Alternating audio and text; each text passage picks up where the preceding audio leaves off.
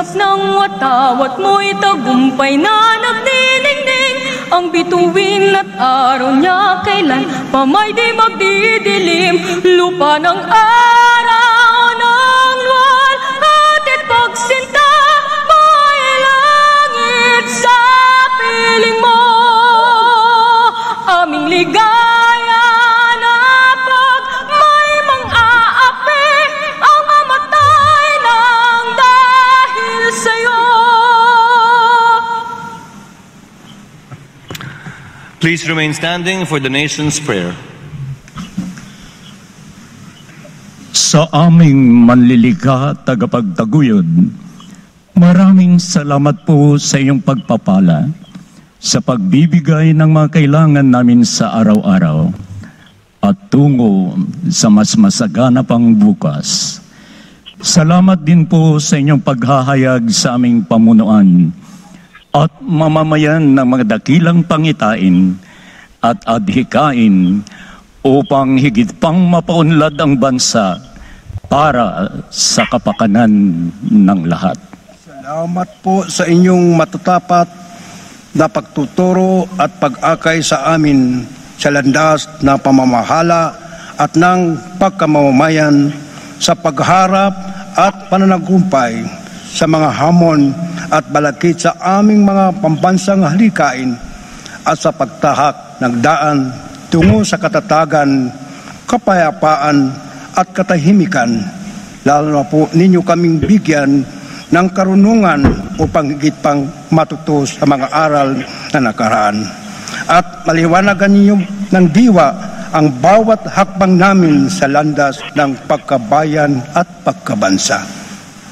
Turuan niyo po kaming lalo pang magkaisa at magtulungan para sa ikatitibay ng lipunan at ng bansa, na higit pa naming lingapin at palusugin ang bayan.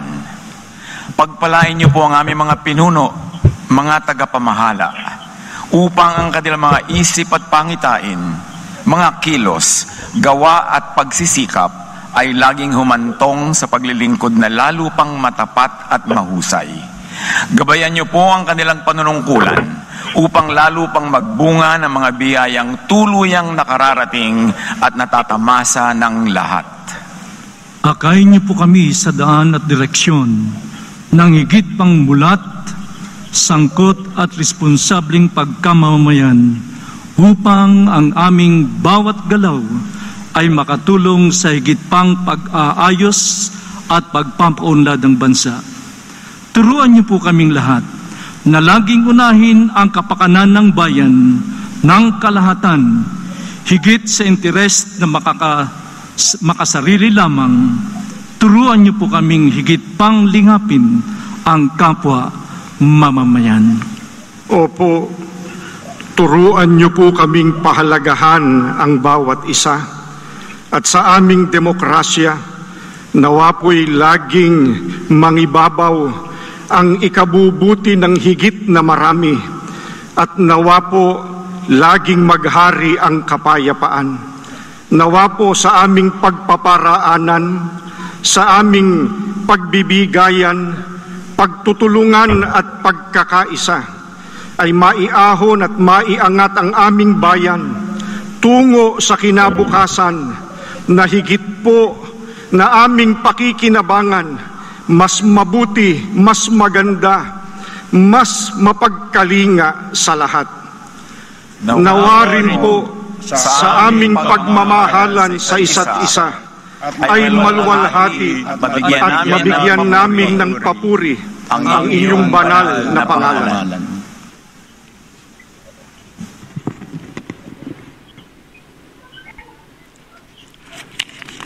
Ladies and gentlemen, honorable members of the Congress of the Philippines, His Excellency Ferdinand Romualdez Marcos Jr., President of the Republic of the Philippines.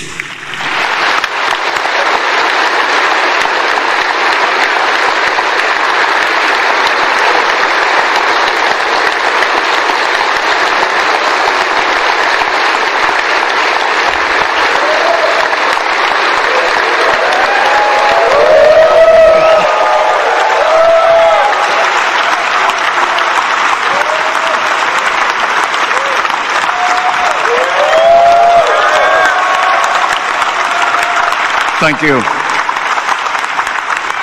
Allow me to greet the former presidents who are with us here today, President Joseph Ejercito Estrada and President Gloria Macapagal Arroyo, Senate President Chis Escudero and the honorable members of the Senate, House Speaker Martin Romualdez and the honorable members of the House of Representatives, Chief Justice Alexander Gesmundo and the honorable justices of the Supreme Court, His Excellency, the Most Reverend Charles John Brown, and the esteemed members of the Diplomatic Corps, Executive Secretary Lucas Bersamin and the members of the Cabinet, of course, the First Lady Luis Araneta Marcos,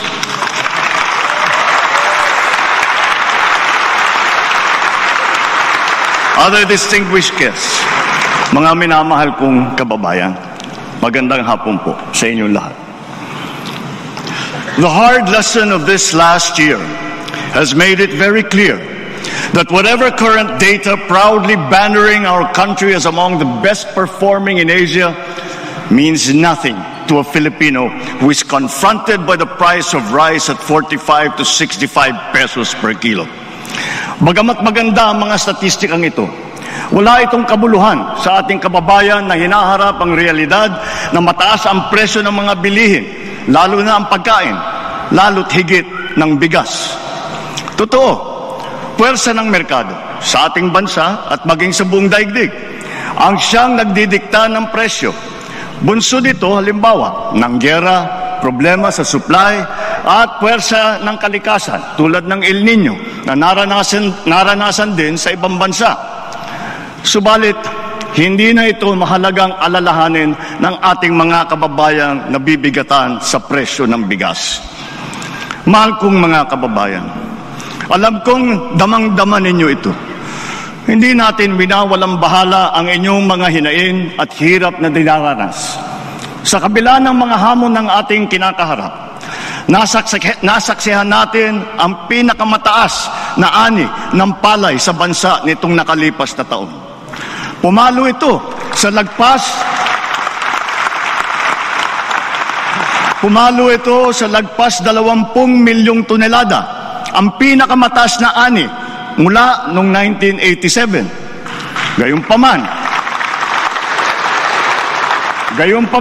ang ani na ito ay katumbas lamang ng 13 milyong tonelada ng bigas. Kulang pa rin ito para sa ating pangangailangan na 16 na milyong tonelada ng bigas, kung kaya't napipilitan tayong mag-angkat. Ngunit, lokal na produksyon pa rin ang ating mas bibigyan ng halaga.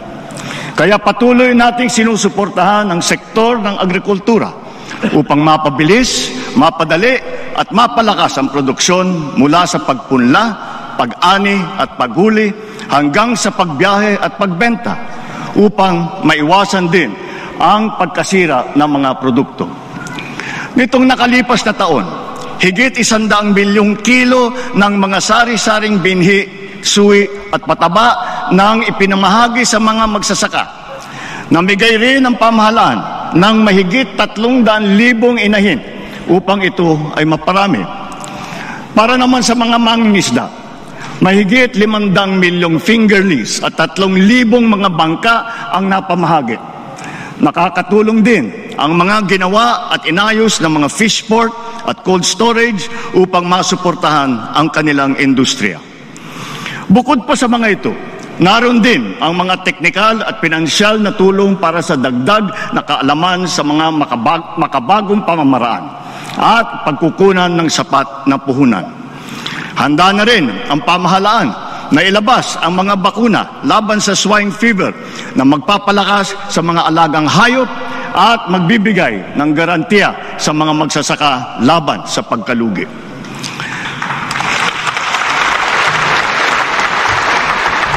Nagsasagawa rin tayo ng mga kaugnay na hakbang upang pababain ang presyo at madagdagan din ang ating supply ng pagkain. Because of compelling emergency reasons such as illegal price manipulations by hoarders and smuggling, we were constrained to temporarily implement mandated price ceilings on rice. We also extended the reduced tariff rates to facilitate the importation of rice, corn, and pork until the end of this year. Tinitiyak ko sa ating mga magsasaka at sa buong sektor ng agrikultura na ang mga ito ay pawang panggipitang solusyon lamang. Sa reformang sakahan naman, tuloy pa rin ang ating programa at ang pamamahagi ng mga titulo sa ating mga magsasaka. Sa nakalipas na 2 taon, mahigit 130,000 titulo na ang ating naigawad sa mga benepisyaryo. Tuloy-tuloy din at pinabibilis pa natin ang pagkakahati-hati ng Collective Certificate of Land Ownership Award o yung CLOA para sa mga individual na benepisyaryo nito. Pinamamahagi na rin ang mga Certificate of Condonation kaugnay ng pagpapawalang bisa sa mahigit 57 bilyong piso utang na may 600,000 benepisyaryo. Bukod pa rito, naresolba rin ang mahigit 70,000 mga kaso patungkol sa reformang agraryo. Kasama rito ang mahigit 2,000 kasong matagal nang nakabinbin bago pa man pumasok ang administrasyon. Through modernized customs procedures and heightened enforcement efforts, more than 2.7 billion pesos worth of smuggled agri-fisheries products have been seized, preventing them from entering the market and negatively influencing prices. Bilang leksyon, ang mga nasabat na kargamento ng bigas ay agad nating ipinapamahagi sa ating mga mahihirap na kababayan. Ganon din ang sasapitin ng lahat ng mga ipupuslit ng mga bigas. Ang ibang mga produkto naman ay ating sisirain o susunugin, bukod pa sa pagkakakulong sa mga mahuhuling mga salarymen. Soon, we will be implementing the pre-border technical verification and cross-border electronic invoicing of import commodities. This will send a strong message that we mean serious business. To reduce unnecessary business costs, local government units no longer collect fees and charges from motorists transporting goods and merchandise while passing through national roads. On the same principle, LGUs have been strongly urged to refrain from collecting similar fees for the use of local roads. Nagsilbing kaagapay ng taong bayan ang kadiwa sa panahon na mataas ang presyo ng pagkain. Dahil naging epektibo ito, ang mga kadiwa centers ay magpapatuloy pa. Katuwang ang mga lokal na pamahalaan, dinagdagan pa natin ang mga kadiwa sa iba't ibang panig ng bansa. Higit sa lahat, layunin nating gawin permanente rin at mas madalas pa ang pagdaraos ng mga kadiwa. Matapos ngayong taon, ang 1,200 kilometro ng mga farm-to-market roads sa buong bansa, mahigit 9,300 makinarya ang maipapamahagi at pasilidad na magagawa ngayong taon.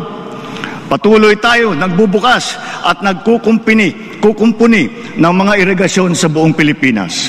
Ngayong taon, bibigyan natin ng patubig ang halos 45,000 hektarya ng bagong lupain.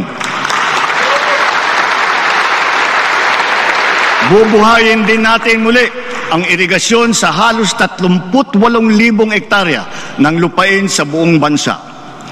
Isa sa mga natatapos na proyekto ay ang Stage 2 ng Malitubog-Maridagao Irrigation Project.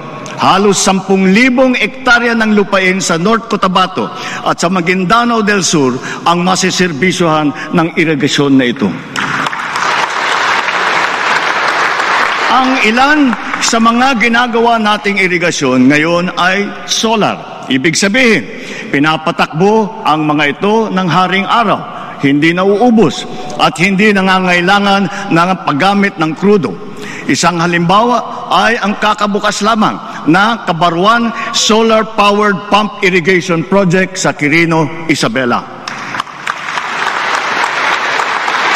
Samantala, Dahil sa Halaur River Multipurpose Project sa Iloilo, halos 32,000 hektarya ng lupain ang mabibigyan ng patubig. Patutunayan ng proyekto sa Halaur River ang pinalalawig na potensyal ng irigasyon. Hindi na lamang patubig sa sakahan ang kaya nitong gawin. Ito na rin ay magagamit sa pagkontrol ng baha, paglikha ng kuryente, at pati na rin para sa turismo. Moving forward, irrigation dams will supplement all our other bulk water projects to ensure water security for our people, especially in the underserved areas. Matindi ang naging epekto ng dumaang El Nino, lalo na sa mga sakahan. Sa tinamong pinsala mula sa pagkasira ng mga pananim, nagkaroon ng proteksyon ang ating mga magsasaka sa pamamagitan ng ating binigay na crop insurance. Sa nakalipas na 2 taon, mahigit 9,000 piso halaga ang naging bayad pinsala para sa mga apektadong magsasaka at mangingisda. Ngunit, mainam na rin na nailunsad na maaga ang mga modernong paraan ng pagtatanim tulad ng low water use farming technologies.